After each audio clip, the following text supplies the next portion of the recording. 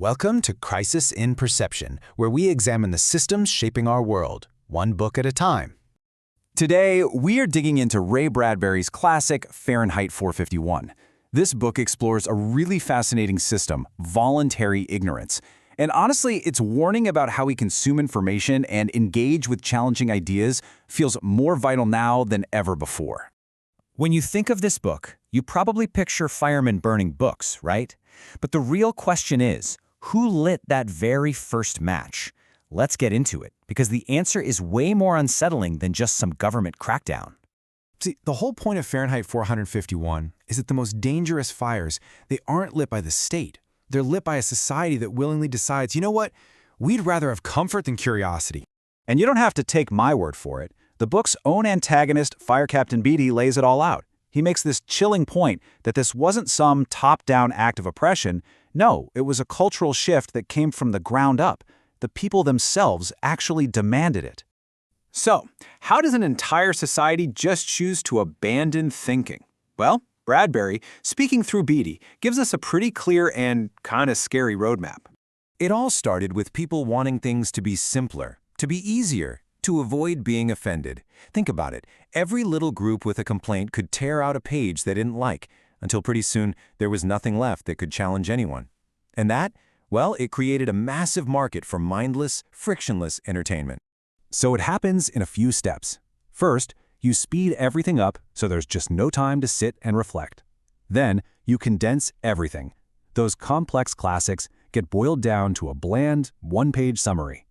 Next, you smooth over any and all controversy, can't have anyone getting upset, and what are you left with? Just fun. Empty, consequence-free fun. And the result of all that is a culture where entertainment is basically a tool of control. It just keeps everyone distracted and happy. Like Beatty says, the whole point was to keep people moving, constantly consuming, so they'd never have a single quiet moment to themselves, a moment where they might ask that one really dangerous question: why? So, what's the ultimate price for making that trade? As you're about to see, society loses a whole lot more than just books. This right here, this really gets to the heart of the conflict. On one side, you've got books. They offer nuance, texture, the leisure to actually think and question. You can argue with a book.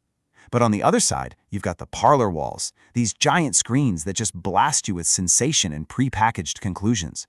It's not something you engage with. It's an environment that just becomes your truth without your consent. And this is such a critical point. The character, Professor Faber, explains that, look, it's not the physical books you need, it's the stuff that used to be in them. The paper and ink are just vessels. What's truly valuable is what they hold, a detailed awareness of life, the time to process it, and the freedom to act on what you learn. It's the texture of real, lived experience. So just picture it. Imagine a room filled with these loud, shouting screens, just bombarding you with noise and color. And behind all of that, there's a library, quietly fading into dust. That's the world we're talking about.